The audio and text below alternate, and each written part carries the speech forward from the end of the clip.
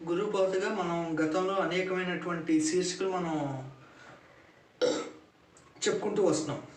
నారాయణ స్వామి గురువు గారికి తన శిష్యుడైనటువంటి ప్రద్యుమ్నకి ఒకసారి ప్రద్యుమ్న నారాయణ స్వామి గురువు గారిని కలవడానికి వెళ్ళాడు. అంటే గురువు గారిని కలిసి సాధన గురించి మాట్లాడడానికి, మరింత నేర్చుకోవడానికి వెళ్ళాడు.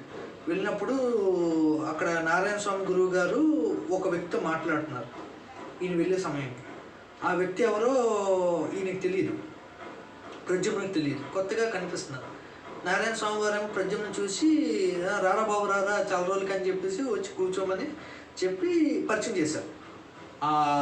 ఈ ప్రద్యుమ్న వచ్చే సమయానికి నారాయణ స్వామి గురువు గారు ఎవరితో అయితే మాట్లాడుతున్నారో ఆ వ్యక్తి పేరు సంగమేశ్వరరావు. ఈ సంగమేశ్వరరావు అనేటువంటి వ్యక్తితోని ఈ నారాయణ స్వామి గురువు గారు మాట్లాడుతున్నారు.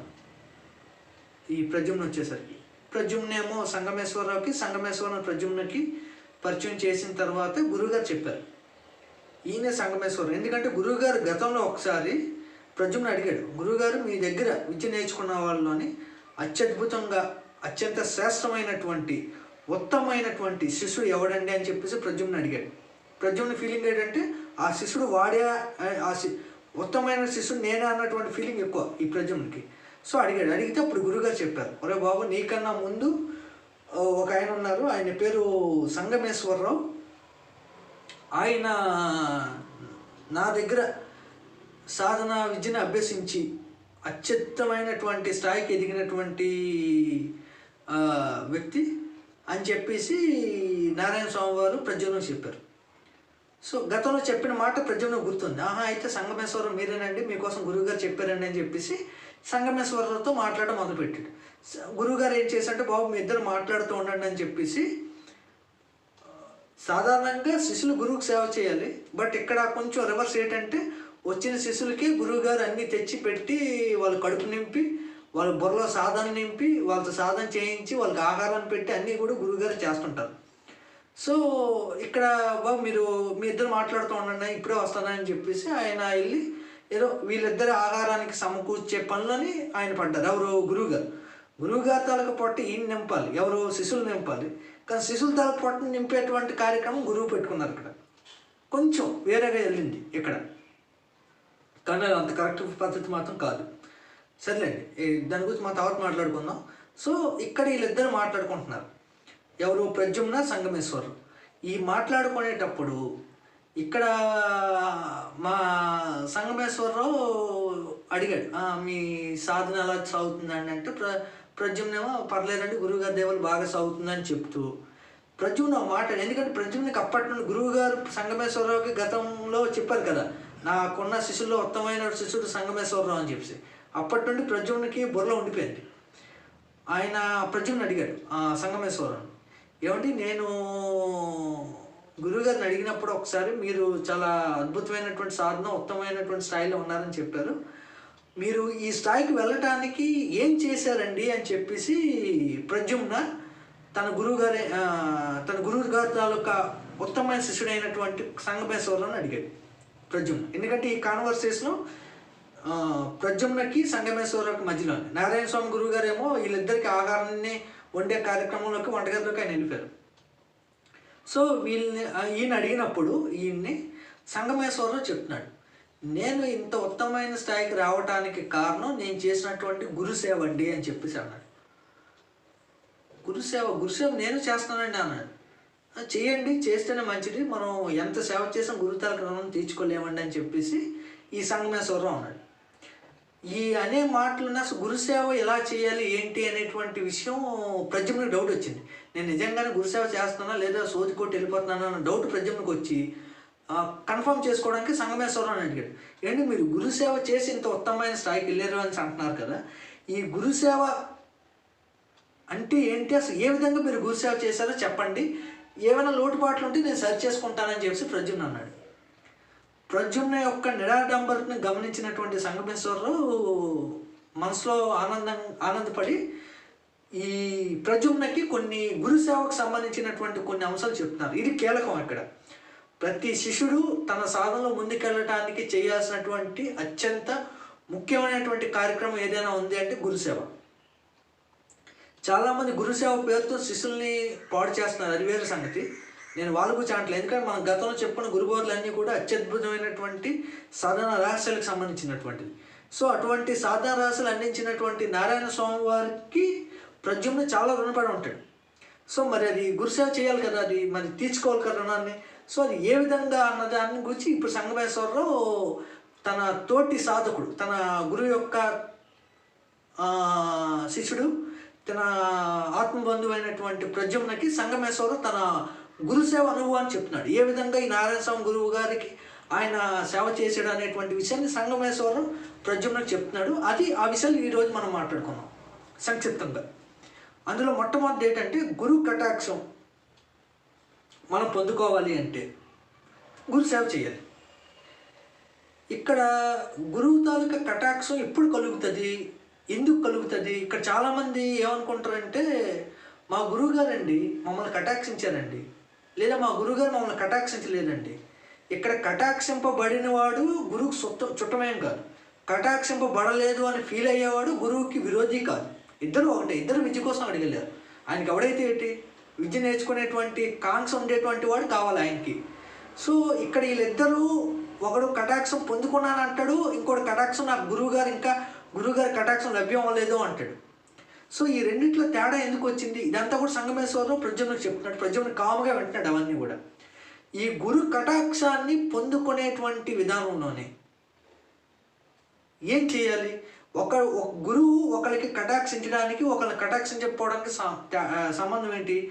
ఆయన నారాయణ స్వామి వారు ఆత్మవిద్యను ఎరిగినవాడు. అటువంటి ఆయన, బ్రహ్మ విద్యను ఎరిగినటువంటి ఆయన, వీడికి ఒకడికి ఇచ్చి వాడికి ఇవ్వలేదు అనేటువంటి పక్షపాత ధోరణి వాళ్ళకి ఉండదు. ఎందుకంటే పక్షపాతం ఉండేవాడు ఎప్పుడు కూడా ఆత్మవిద్యకు పనికిరాడు. వాడికి ఆత్మవిద్య దొరికింది అంటే, ఆత్మసిద్ధి అయింది అంటే, ఆత్మ సాక్షాత్కారం అయింది అంటే వాడికి సర్వ అవస్థలో సర్వభూతాలు ఎందు సర్వజీవులు ఎందు ఏక ప్రతిపదిన ఉండాలి తప్ప కానీ పక్షపాత ధోరణి ఉండకూడదు. అంటే ఒకడు ఎక్కువ ఒకడు తక్కువ, ఈ నావాడు ఇటు పయ్యోడు అనేటువంటి ఫీలింగ్ అనేది ఉండకూడదు. అలా ఉన్నవాడు ఆత్మవిద్య పనికిరాడు, బ్రహ్మ విద్య పనికిరాడు. అది శిష్యుడికి ఉండొచ్చు. అది ఎందుకంటే వాడికి ఉన్న అజ్ఞానం బట్టి గురువుకు ఉండకూడదు. సో మరి అలాంటప్పుడు గురువు ఆత్మవిద్య పొందుకున్నవాడు అయినప్పుడు ఆయనకెందుకు ఒకడికి కటాక్షించి ఇంకోటి కటాక్షించకపోవడం కారణం ఏంటి? అక్కడ కటాక్షం గురువు గారి నుండి రావడం కాదు. చాలామంది చేసేటువంటి ఆలోచించేటువంటి ఒక పెద్ద తప్పుడు అభిప్రాయం నేను మీకు చెప్తున్నాను. ఇది నా అనుభవంలో కూడా నా అనుభవం అంటే గురువుగా కాదు, శిష్యుడిగా నా అనుభవంలో కూడా నేను పొందుకున్నటువంటి విషయమే, గురు కటాక్షాన్ని పొందుకున్నటువంటి విషయమే. ఇక్కడ ఏమవుతుందంటే చాలా వరకు గురువు నుండి కటాక్షం లభ్యం అవడం అన్నది, అంటే గురువు ద్వారా రావటం అన్న దాన్ని నేను ఒక 10% అంగీకరిస్తాను, 90% అంగీకరించాను. శిష్యుడే గురువు నుండి తీసుకోవాలి. ఒక చిన్న విషయం మీకు చెప్తాను, ఒక చిన్న ఉదాహరణ, మీరు తప్పుగా అనుకోవద్దు. ఒక నుయ్యి ఉంది మనకి, బావి ఉంది, ఒక చేద ఉంది. చేద అంటే మనం నీళ్లు తోడేటువంటి తాడు కట్టి చిన్న బాల్టీ ఉంటుంది కదా, చిన్న పాత్ర, నూటిలో నీళ్ళు చేరడానికి చేదని నుయ్యి బాల్టీ అని ఇలా పేరుతో పిలుస్తారు. సో దాన్ని మనం లాగేటప్పుడు నీటి నుండి అది ఎప్పుడు నీరుని కలిగే ఉంటుంది. నీకు కావాల్సినంత నీరు నువ్వు తోడుకోగలగాలి. అది వచ్చి ఎవరో బాబు నేను నీరున్నాను అని తీసుకోరా అని అందు. సో గురువులో ఉండేటువంటి ఆ స్థితిని, ఆ విద్యని శిష్యుడు అవకాశం ఉన్నంత వరకు లాక్కోవాలి. లాక్కున్నంత వరకు ఆయన ఇస్తూ ఉంటాడు. ఎప్పుడు ఇస్తాడు? మీరు లాగాలి. మీరు ముందు మీ చేతని, అంటే మీకు అవసరమైనట్టు మీరు ఆ నీటిని తీసుకురావడానికి కావాల్సినటువంటి పాత్రని మీరు ఆ నీటిలోకి మీరే పంపించాలి. దాన్ని అది అక్కడ ఆయన నింపుతారు లోపల. అప్పుడు దాన్ని మీరే లాగాలి. ఆ పని మీరు చేయాలి. సో గురువు నుండి కటాక్షం అన్నది వాస్తవమే, కాదని నేను అనట్లేదు. ఎందుకంటే నోట్లో నీరు ఉండాలి కదా, నీరు లేని దగ్గర మనం నీరు ఎలా తోడుతాం? సో గురువు కటాక్షించాలి. అది 10%. 90% శిష్యుడు దాన్ని పొందుకోగలగాలి. దాన్ని గురువు దగ్గర కటాక్షాన్ని రప్పించుకోగలగాలి. ఆ రప్పించుకోవడానికి ఏం చేయాలి? ఒక గురువు ఎప్పుడు కూడా, నాకు తెలిసి ఈ మధ్య రీసెంట్గా నేను మా గురువు గారిని కలిసినప్పుడు ఆయన మాట అన్నారు, ఒరే సంతోషు, గురువు ఎన్నో అష్ట కష్టాలు పడి ఒక విద్యని సంపాదిస్తాడు. కానీ శిష్యుడిని కనుక నువ్వు అబ్జర్వ్ చేసినట్లయితే గురువు పడినటువంటి కష్టంలోని కనీసం 80%, అంటే 20% కూడా కష్టం శిష్యుడికి లేకుండా గురువు పొందినటువంటి స్థాయిని గురువు శిష్యుడికి ఇస్తాడు. కారణం తెలుసా అని అడిగారు. కరెక్టే అనిపించింది. ఎందుకంటే మా గురుగారు అయితే అడవుల్లోకి వెళ్ళారు, తపస్సులు చేశారు. కుటుంబాలు అయితే వాళ్ళు అసలు చనిపోయారని ఫిక్స్ అయిపోయారు. అటువంటి సందర్భాల్లో వాళ్ళు తపస్సు చేసి మళ్ళీ బయటకు వచ్చారు. ఇవంతా జరిగినాయి సినిమాలన్నీ. మా గురుగారులు అయితే చాలామంది దగ్గరికి వెళ్ళారు, చాలామంది చాలా విద్యను నేర్చుకున్నారు. ఇలా చాలా రకాలుగా జరిగినాయి. చాలా పెద్ద కథ ఇదంతా కూడా. సో కానీ ఇవన్నీ కూడా ఏక మాటతో, ఒక సెకండ్తో సిద్ధి వచ్చేయాలంటారు చాలామంది.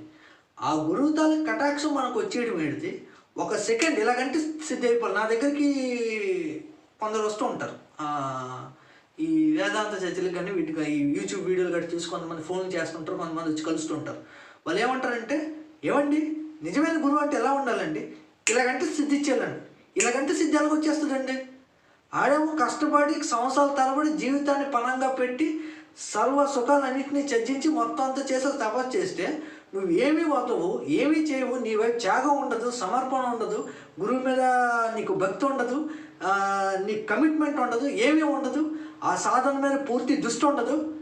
ఏమంటే సాధన చేశారంటే వీలు అవ్వలేదని చెప్పేవాడు ఒకడు, వారం రోజులు అయింది కూర్చోనని చెప్పినోడు ఇంకొకడు. వీళ్ళు వచ్చి మేము ఈ సాధారణంగా మేము సరదాగా చేసుకునేటువంటి వేదాంత చర్చలో కూర్చొని, ఏమండి ఇలాగంటే సిద్ధి వచ్చేలా, మన ఒక ఆయన నా దగ్గరకు వచ్చి ఇలాగంటే సిద్ధి వచ్చేలా అంటున్నాడు. ఇలాగ ఎలాగ వచ్చేస్తుంది? ఇలాగేస్తే చిటికి వస్తుంది తప్ప సిద్ధి రాదు. సో సిద్ధికి చిటికి తేడా తెలియనివాడికి గురువు కటాక్షం లభించడం, గురువు తాలూకా సాధన సిద్ధాంతం వచ్చేయడం అన్నది ఇట్స్ ఎ రెడ్యుక్లస్ థింగ్. అలా ఆలోచించడం పెద్ద నేరం. సో ఎప్పుడైనా సరే ఒక విద్యను సంపాదించాలి అనుకునేటప్పుడు ఆ విద్యకి కావాల్సినటువంటి అవసరత మనకు ఉండాలి. ఆ అవసరతను మనం తీర్చుకోవడానికి ఆ గురువుని మనం ప్రసన్నం చేసుకోవాల్సినటువంటి అవసరం చాలా ఉంది. ఒక్కొక్క గురువుకి ఒక్కొక్క అవసరతలను కొన్ని ఏర్పడుతుంటే, ఉదాహరణకి నేను ఒక విషయం చెప్తాను. చాలామంది ఏమనుకుంటారంటే గురువు అనేసరికి ఏమీ ఆశించకూడదు. అది 100% కరెక్ట్, నేను దానికి ఒప్పుకుంటాను. అసలు గురువు అన్నవాడు దైవంతో సమానం అన్నట్టు మాట్లాడతారు. అవన్నీ కరెక్టే. కాకపోతే ఇక్కడ ఒక విషయాన్ని మనం ప్రాక్టికల్గా ఆలోచించాలి. అంటే practicality is different, our own opinion is different. ఒక్కొక్కసారి ఈ రెండు కలవాలని లేదు, కానీ ఎక్కడ దగ్గర ఈ రెండు కలాలి. కలిస్తేనే మనం ముందుకి స్పష్టంగా నిజాయితీగా అడుగేయగలం. గురువు అనేవాడు నీ ముందు కనిపించి నీ ముందు కూర్చొని నీకు విద్య నేర్పిస్తున్నాడు, నీకు మంత్రోపదేశం ఇచ్చాడు, లేదా ఒక యోగోపదేశం ఇచ్చాడు, ఒక ఇంకోటి ఏదో నేర్పించాడు అంటే దాని అర్థం ఏంటి? నువ్వు నేర్చుకోవాల్సిన విద్యను నీకన్నా ముందుగా ఆయన నేర్చుకొని పూర్తి చేశాడని అర్థం, అంతే కదా. ఆయన మన గురువు అంటాం. అలా చేసినప్పుడు నువ్వెవడివి? మనిషివి. ఆయన ఎవరు? గురువు అంటే దైవం, కరెక్టే, కాదని అనట్లేదు. గురువు అంటే దైవమే, కానీ ఆయన కూడా మనిషే. ఇది ప్రాక్టికల్. గురువు అంటే దైవం అన్నది నీ ఓన్ ఒపీనియన్, అది పక్కన పెట్టు. అది నేను తప్ప ఉప్పు అన్న దాని గురించి నేను మాట్లాడట్లేదు. కానీ ప్రాక్టికల్గా గురువు కూడా మనిషే. ఆయనకి కూడా మానవ అవసరాలు కొన్ని ఉంటాయి. ఆయన గురువు స్థానంలో ఉన్నాడు కాబట్టి శిష్యుడికి ఉండేటువంటి అవసరతలకి అన్ని అవసరతలు ఆయనకి లేకపోవచ్చు, కానీ వాస్తవికంగా ఒక మనిషిగా ఆయనకు కొన్ని అవసరతలు ఉంటాయి. ఈ అవసరతలను కూడా శిష్యుడు ఎరగాలి. శిష్యుడు ఆ అవసరతలు తీర్చే దృష్టిలో కూడా కొంతైనా ఆలోచించగలగాలి. గురువు సేవలు ఇది అత్యంత కీలకమైనటువంటి అంశం. చాలామంది గురువుగారికి సాష్టాంగ నమస్కారం చేస్తారు. నేను వద్దనట్లేదు, మీ భక్తికి చాలా శతకోటి దండాలు. ఇలా సాష్టాంగ నమస్కారాలు మేము చేసి వచ్చాం. నేనైతే ఇంకా పొరుల దండాలు కూడా ఎత్తేస్తాను. నేనైతే నాకు మొహమాటాలు, సిగ్గులు ఇలాంటివి ఉండవు. సో చేయొచ్చు. అది మన తాలూకా వ్యక్తిగత, ఆయన మీద మనకు ఉండేటువంటి గౌరవం, మర్యాద, భక్తి, ఇంక చాలా పదాలు ఉన్నాయి వాటికి. సో అవన్నీ ఉండొచ్చు. కాకపోతే ఇక్కడ ఒక చిన్న స్పష్టమైనటువంటి విషయం ఏంటంటే, మనం పొరుల దండాలు పెట్టడం వల్ల 1% కూడా ఆయనకు ఉపయోగం ఉండదు. మన మనసులో తిట్టుకుంటూ మనం దండాలు పెట్టడం వల్ల అది ఆయనకి తెలిసిపోద్ది, కానీ ఉపయోగం ఉండదు. ఆయన నవ్వుకుంటాడు అంతే, కానీ ఉపయోగం ఉండదు. కానీ కొన్ని అంశాలను మనం పర్టికులర్గా ఆలోచించాలి. ఆయన పూర్తిగా ఈ విద్యకి డెడికేట్ అయి ఉన్నారు. ఆయనకి ఇది తప్ప వేరే వ్యాపకం ఏమీ లేదు. మనకి శిష్యుడికి వ్యాపారం ఉంటుంది, వ్యవసాయం ఉంటుంది, ఉద్యోగం ఉంటుంది, ప్రభుత్వ రంగ ఉద్యోగం ఉంటుంది, కేంద్ర ప్రభుత్వ రంగ ఉద్యోగాలు కూడా ఉంటాయి చాలామందికి, కానీ చేతులు ఓపెన్ చేయరు. సో ఇది అంటే నేను ఎవరిని విమర్శించట్లేదు, కానీ కొన్ని అంటే నా జీవితంలో నేను చాలామంది గురువుల దగ్గరికి వెళ్ళి చాలా నేర్చుకునేవన్నీ వచ్చి చాలామంది దగ్గర నేను చూశాను. కొన్ని అంశాలు చూసాము, నాకు అనిపించేది కొంతమంది శిష్యులను చూస్తే. సో మాట తప్ప ఇక్కడ ఇంకొకటి ఎప్పుడు కూడా ఒక విషయం గమనించండి. ఒకసారి గురువు మిమ్మల్ని శిష్యుడిగా స్వీకరించిన తర్వాత, మీకు విద్య ఇవ్వడం మొదలుపెట్టిన తర్వాత, మీ వల్ల కానిది, మీ శక్తికి మించింది ఎప్పుడూ గురువు మిమ్మల్ని అడగరు. ఒకళ్ళు పొరపాటున అడిగితే అది కేవలం మిమ్మల్ని పరీక్షించడానికి కానీ ఆశయానికి కానీ అవ్వచ్చు, కానీ అది నిజం మాత్రం కాదు. ఎందుకంటే అది తెలుసు. ఇప్పుడు సపోజ్ నెలకి 5,000 సంపాదించేటువంటి శిష్యుడి దగ్గర నువ్వు 5 లక్షలు రేపు తీసుకురాలంటే తీసుకురాగలరా? ఆయన అలా అన్నారు అంటే అది ఏదైనా వేరే కారణంగా కావచ్చు, లేదా ఒక ఆశయంగా కావచ్చు తప్ప, కానీ నిజం మాత్రం కాదు. ఆ విషయం మనం ఆయన అపార్థం చేసుకోకలేదు. ఎందుకంటే ఆయన మనకి ఇవేవి అడగకుండా మనకి విద్యనే నేర్పిస్తున్నారు. కానీ చాలా వరకు అంటే ఈ కొన్ని బాహ్య భౌతిక సంబంధించినటువంటి విద్యలు ఏంటంటే మీకు ఎంత ఫీజు అని ఉంటుంది. ఇంత మన ఫీజు అనకూడదు, దక్షిణ అనాలి, మర్యాద కదా. మనం సనాతన ధర్మంలో వెళ్తున్నాం కాబట్టి సనాతనమైనటువంటి పదాలను వాడాలి. సో దక్షిణ అనేటువంటి పదాన్ని మనం వాడుకుందాం అక్కడ. సో దక్షిణ ఎంత ఫిక్స్ ఉంటుంది. ఆ దక్షిణ మనం ఇచ్చేస్తాం, అది మనం నేర్చుకుంటూ అభ్యసిస్తాం, దాన్ని ప్రాక్టీస్ చేసుకుంటూ అయిపోద్ది, అక్కడితో క్లోజ్ అది. కానీ బ్రహ్మ విద్య, ఆత్మ విద్య, ఇవి ఎవ్వడు మనీ ఇవ్వలేడు. మీరు కొన్ని కోట్లు పెట్టినా రావు. కానీ మీరు కోట్లు పెట్టమని అనట్లేదు, అవి వాళ్ళు అడగరు. కానీ వాళ్ళ అవసరాలకు కావాల్సినటువంటి అంశాలను మాత్రం మనం కొన్ని ఫుల్ఫిల్ చేయాల్సి ఉంటుంది. ఎందుకు అంటే ఆయనకి నీకు విద్య నేర్పించడం తప్ప వేరే వ్యాపకం లేదు. ఆయన జీవితం మొత్తం దీని మీద పణంగా పెట్టారు. మరి నీకు ఇన్ని అవకాశాలు ఉన్నప్పుడు మరి నీ వైపు నుండి కూడా ఏదో ఒక స్పాన్సర్షిప్ అనేది ఉండాలి. అంటే ఏదో ఒక నీ గుప్పులు విప్పడం అనేది ఉండాలి. నువ్వు నీ చేతులు ఓపెన్ చేయాలి, ఖాళీ చేతులు కాదు. So have to give something offering to your Guru. That is the very very important. గురువు సేవలో ఇది అత్యంతమైన కీలకమైనటువంటి అంశం. అంటే ఏంటండి, మీరంతా కలిపి జనాల దగ్గర దండుకుంటారా అని చెప్పి చాలామంది అంటారు. దండుకునే బాపట్లు వేరేగా ఉంటాయి. మీరు టీవీ వేస్తే చాలా దండుకునే బాపట్లు మీకు కంటిన్యూ కనిపిస్తారు. యూట్యూబ్లో కూడా చాలామంది కనిపిస్తారు. కానీ నేను వాళ్ళ కోసం మాట్లాడట్లేదు, దండుకునే వాళ్ళ కోసం నేను మాట్లాడట్లేదు. వాస్తవికంగా విద్యను పూర్తిగా నమ్ముకొని విద్య వైపే పూర్తిగా జీవితాన్ని పణంగా పెట్టినటువంటి వ్యక్తిమే నేను మాట్లాడుతున్నాను. నిజమైన బ్రహ్మ విద్య సంపాదించిన వాడు, నిజమైన ఆత్మ విద్యను సంపాదించిన వాడు, మీరు ఏమి ఇవ్వకపోయినా సరే వాడు ఫుల్ఫిల్ చేసుకోగలడు. అది ఫస్ట్ మీరు గుర్తుపెట్టుకోండి. కానీ మీ వైపు నుండి ఎంత కమిట్మెంట్ ఉంది అన్నది మీరు పరీక్షించుకోండి. That is your examining. ఇది సంగమేశ్వరరావు ప్రజలకు చెప్తున్నటువంటి విషయం. ఈ మాటలు వింటున్నప్పుడు ప్రజలకి తనలో తాను ఆలోచించుకోవడం మొదలుపెట్టాడు. ఇది గురుసేవలో అత్యంత కీలకమైనటువంటి విషయం. ఇలా అయితే మీ విద్యలో మీరు చక్కగా కొనసాగి సిద్ధి పొందుతారు. మీ గురువుకి కొన్ని సంవత్సరాలు పట్టింది, మీకు ఇలాగంటే ఎలాగొచ్చేస్తుంది సిద్ధి? సో ఎప్పుడు చిటికలు మాత్రం ఎవరు వేయకండి. చిటికలు వేయడం వల్ల చిటికి తాలకు సౌండ్ వస్తుంది తప్ప, కానీ సిద్ధి 1% కూడా రాదు.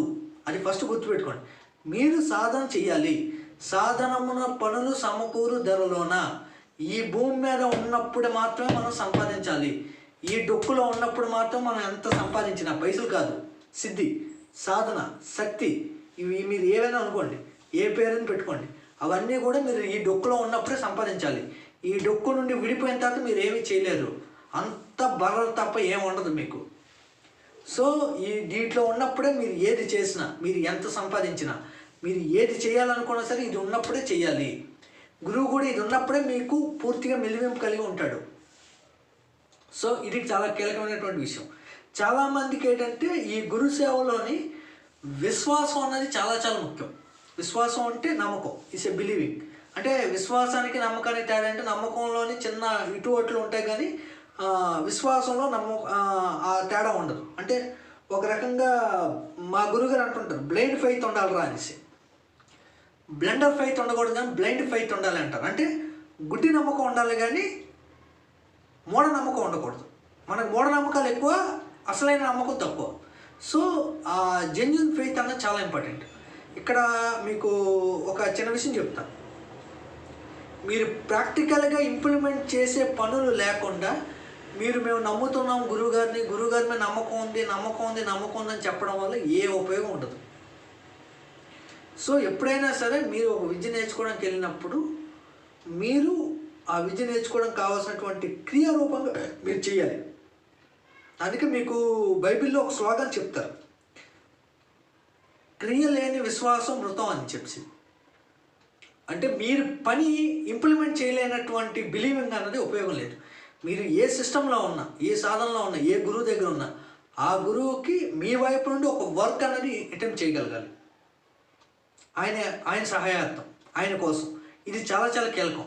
అంతే తప్ప కానీ పొర్లు దండాలు ఇట్టేస్తే ఏ ఉపయోగం ఉండదు. మీరు గురువుకి నమస్కారం పెట్టకపోయినా నష్టమే లేదు, గురువు ఏమనుకోడు. మనం చాలామంది అంటే అలాంటి దొంగ గురువులు కొంతమంది ఉన్నారులేండి. ఆడేటి నమస్కారం అడ్డాడు, ఆడికి అంత స్టైల్ అంటారు. మీరు నమస్కారం పెట్టారో లేదు ఇవేవి చూడరు. చాలామంది నమస్కారం పెట్టి మనసుని, ఓ నాయన నువ్వు మమ్మల్ని సంపడానికి వచ్చేవారు బాబు, నువ్వు మా గురువు ఏంటో బాబు అని మనసు అనుకున్నావు అనుకోండి, దానివల్ల ఉపయోగం లేదు. సో గురువు అంతర్హృదయాన్ని చూస్తారు. బ్రహ్మ విద్య ఆత్మవిద్య నేర్పిన ఏ గురువు అయినా నీ అంతర్ మనసుని చూస్తారు తప్ప కానీ నువ్వు నమస్కారం ఇట్టావా, శాస్త్ర నమస్కారం ఇట్టావా ఇవేవి పట్టించుకోరు. నువ్వు ఇంకా నమస్కారం పెట్టి శాస్త్ర నమస్కారం పెడితే ఆయన నడడానికి ఇంకా ప్లేస్ లేక ఇబ్బంది పడతాడు తప్ప కానీ ఆయనకు వచ్చే ఉపయోగం ఏమీ లేదు. సో ఆ విషయాన్ని గమనించండి. ఇక తర్వాత విషయానికి వచ్చేసరికి ఏంటంటే, ఇక సంగమేశ్వరు ప్రద్యుమ్నకి ఒకే ఒక మాట చెప్పాడు ఆఖరిలో. ప్రద్యుమ్న, నేను ఒకే ఒక మాట చెప్తాను, గుర్తుపెట్టుకో. నీ జీవితంలో నువ్వు కలిగి ఉన్నది, నీ దగ్గర లేదొద్దు, నీ దగ్గర కలిగి ఉన్నది, నీ కలిగి ఉన్న వాటిలోని బెస్ట్ థింగ్ నువ్వు ఇచ్చి గురువుగారి దగ్గర కలిగి ఉన్న దాంట్లో బెస్ట్ థింగ్ నువ్వు పట్టుకెళ్ళు. This is ultimate thing. గురుసేవ, గురువు నుండి మనం పొందుకున్న ప్రతిఫలానికి ఇదే ఫైనల్ థింగ్, ఇదే ఫైనల్ స్లోగన్.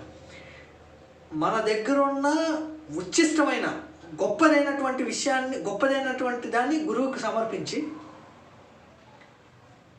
గురువు దగ్గర అత్యంత గొప్పగా ఉన్నటువంటి ఆ విద్య ఏదైతే ఉందో దాన్ని పట్టుకొని మనం వెళ్ళిపోవాలి. ఇక్కడ ఫస్ట్ నువ్వు చేస్తే నీకు అది వస్తుంది. ఇక్కడ చాలామంది గమనించాల్సిన ఒక యూనివర్సల్ లా నేను మీకు చెప్తాను. ఈ మందులు ఉన్నాయనుకోండి, అంటే మెడిసిన్స్ ఉన్నాయనుకోండి, ఒక మెడిసిన్ ఇద్దరికి ఒకేలా పనిచేయదు. లేదా ఇద్దరు ఒకే రోగంతో వచ్చినా వీడికి ఒక మెడిసిన్ ఆడికి ఒక మెడిసిన్ పడుతుంది, ఇలా వేరువేరుగా పడుతుంది. కానీ ఇక్కడ ఈ గురువు విషయానికి వచ్చేసరికి ఏంటంటే ఎలా ఉంటుందంటే, మీకు యూనివర్సల్ లాకి వచ్చేసరికి ఎలా ఉంటుందంటే, యూనివర్సల్ లాలో మీరు ఎంత ఇస్తే అంత వస్తుంది. ఫస్ట్ మీరు ఇవ్వగలగాలి. అందుకే మీకు బైబిల్లో ఒక మాట ఉంది, ఇచ్చి శోధించండి అని చెప్పి. సో ముందు ఇవ్వాలి. ఆ ఇవ్వటం అన్నది ఈ రోజుల్లో ఫేక్ పర్సన్స్కి ఎక్కువైపోతుంది. రియల్ బ్రహ్మ విద్యను కలిగి ఉన్నటువంటి వాళ్ళకి లేదు అది. సో మీరు కరెక్ట్గా ఇస్తే మీరు అంత పొందుకోగలుగుతారు. మీరు ఎంత ఇస్తే అంత పొందుకోగలుగుతారు. మీ చేతులు నిండా మీకు నింపబడి ఉందనుకోండి, గురువు మీకు ఏమీ వేయలేడు. అదే మీరు మీ చేతుల్లో ఉన్న గురువు దగ్గర వదిలేశారనుకోండి, అప్పుడు మీ చేతులు ఖాళీ అవుతాయి. అప్పుడు దాని నిండా గురువు నింపగలడు. మీరు వదులుకున్నది మీ స్థితి, మీకు సంబంధించిన పెద్ద వస్తువు కావచ్చు, కానీ మీరు పొందుకునేది అంతకు మించిన పెద్ద వస్తువు. ఎందుకంటే మీరు పొందుకునేది ఏంటి? గురువు దగ్గర ఉన్న అత్యంత ముఖ్యమైనటువంటి పెద్ద వస్తువుని మీరు పొందుకుంటున్నారు ఎప్పుడు? మీరు వదిలినప్పుడు. సో మీరు మీ దగ్గర ఉన్న దాంట్లోనే అత్యుత్తమైనటువంటి గొప్పదాన్ని మీరు గురువుకి సమర్పించి, గురువు దగ్గర అత్యుత్తమంగా ఏదైతే ఉందో దాన్ని మీరు పట్టుకొని వెళ్ళిపోవాలి. సో గురువు సేవ వల్ల వచ్చేటువంటి ప్రతిఫలం ఈ విధంగా ఉంటుంది. వీటన్నిటితో పాటు గురువుపదేశ పాలన చేయాలి. గురువు వీడికి ఒక ఉపదేశం ఇస్తాడు. ఓ మంత్రం కావచ్చు, ఒక తంత్రం కావచ్చు, ఇంకోటి కావచ్చు, ఒక యోగం కావచ్చు, ఇంకేదైనా కావచ్చు. ఆ గురువు ఆ విద్యకు సంబంధించిన ఒక అంశాన్ని శిష్యుడికి బోధిస్తాడు, ఉపదేశిస్తాడు. దాన్ని ఎప్పుడూ ఆపకూడదు, ఎప్పుడూ వదులుకోకూడదు. గురువు దేహంతో ఉన్నా లేకపోయినా నువ్వు దాన్ని ఎప్పుడు పట్టుకొని ఉంటే నీ గురువు నీ చేతిలో ఉన్నట్టే. నీ గురువు నీ చేతిలో ఉన్నట్టు. అది గురుపదేశంలో ఉన్నటువంటి గొప్ప అత్యంత శక్తివంతమైనటువంటి విషయం. ఎప్పుడు ప్రాణం పోయినా దాన్ని ఎప్పుడు ఆపకూడదు, దాన్ని ఎప్పుడు వదలకూడదు. గురువు లేడనేసి చాలామంది వదిలేస్తారు, పక్కన పడేస్తారు. అది అంత కరెక్ట్ అయినటువంటి విషయం కాదు. సో ఎప్పుడు కూడా దాన్ని మనం ఎప్పుడు వదులుకోకూడదు. ఈ గురుపదేశం అన్నది చాలా చాలా ముఖ్యం. ఈ గురుపదేశం మనకు పూర్తిగా ఫుల్ఫిల్ అవ్వాలి అంటే మనం ఎంటీ అవ్వాలి, ఫ్రీ విల్ అవ్వాలి. మనం గతంలో గురుబోధలో పంచతత్వాల కోసం చెప్పుకున్నాం, అందులో ఫ్రీ విల్ కోసం చెప్పాం. అది చాలా చాలా కీలకం. మనం ఎప్పుడైతే తేలిక అవుతామో, ఖాళీ అవుతామో, ఎంటీ అవుతామో, అప్పుడు గురువు నుండి మనకు అనంతమైనటువంటి విషయాలన్నీ మనమే పడతాయి. అవన్నీ మనకు ఖాళీ ఎలాగవుతాయి? మనం ముందు ఖాళీ చేసుకోవాలి. ఎలా చేసుకోగలం అంటే ఒకే ఒక దారి, మన దగ్గర ఉన్న చెత్త అంతా తీసుకొని గురువు దగ్గర పెట్టడమే. మనం దాచుకొని ఉంటే గురువు ఇచ్చింది మన దగ్గర నిలబడటానికి మన దగ్గర ప్లేస్ ఉండదు. సో ఈ విషయాన్ని మనం గమనించాలి. సో ఇది గురు సేవకు సంబంధించినటువంటి కొన్ని అంశాలని సంగమేశ్వరరావు ప్రద్యుమ్నకి చెప్పడం జరిగింది. ఇది గురు సేవకు సంబంధించింది. ఎవరైతే ఈ గురు సేవ చేస్తారో వాళ్ళు గురు కృపకి పాత్రలు అవుతారు. ఇది చాలా చాలా కీలకం. సో మీ దగ్గర ఉన్న అంతా కూడా పాడు చేసుకోమని గట్రా నేను చెప్పట్లేదు. నిజమైనటువంటి జెన్యూన్గా విద్యకు కట్టుబడి ఉండేటువంటి గురువుల దగ్గర కనుక మీరు శిష్యర్కం చేస్తే మాత్రం వాళ్ళ బాధ్యత మీరు తీసుకోవాలి, తప్పదు. ఆ విషయాన్ని మాత్రం గమనించండి. Okay, thank you. నమస్కారం.